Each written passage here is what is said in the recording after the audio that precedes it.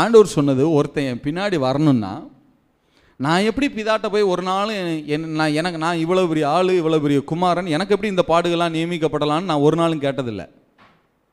நான் எனக்கு என்ன வச்சிருக்கிறாரோ அது சந்தோஷமோ சங்கடமோ அதெல்லாம் பற்றி நான் கவலைப்பட போகிறதில்லை. அதன் மத்தியில் தைரியமாக என்ன செய்ய போகிறேன், நான் கடந்து போக போகிறேன்.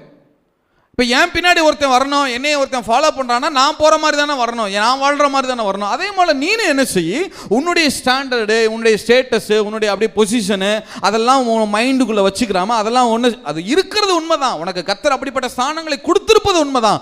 ஆனால் மனதளவில் அதை நீ மறுத்து, இல்லை இது எனக்கு இது இந்த ஸ்டாண்டர்டை காட்டி, இந்த ஸ்தானத்தை காட்டி நான் உபத்திரவப்படுகிறத நான் வெறுக்க மாட்டேன் அப்படின்னு சொல்லி அதெல்லாம் தூக்கி தூரத்தில் வச்சுட்டு உனக்கு என்ன நியமித்திருக்கிறாரோ அதன் பாதையில் ஏன் தைரியமாக உன்னால் ஓட முடியல?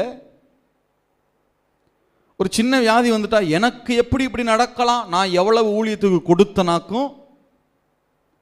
வீட்டில் யாராவது ஒருத்தர் ஒரு இழப்பனே வச்சுக்கிறீங்க, ஒரு மரணம், ஏதோ ஒரு காரியம்னே வச்சுக்கிறீங்களேன், ஏதோ ஒரு சம்பவம் நடந்துருச்சு, அது எப்படி இத்தனை ஆண்டு காலம் நான் எவ்வளவு ஜபிச்சேன், எவ்வளவு வேதம் வாசிச்சேன், எவ்வளவு கொடுத்தேன், எவ்வளவு ஊழியம் செஞ்சேன், எனக்கு எப்படி நடக்கலாம், ஏன் நடக்கக்கூடாதுன்னு நினைக்கிறேன்?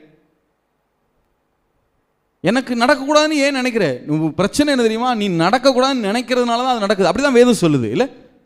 தன் ஜீவனை ஆதாயப்படுத்தி கொள்ளுக விரும்புகிறவன் அதை என்ன செய்து போகிறானா, இழந்து போகிறான்.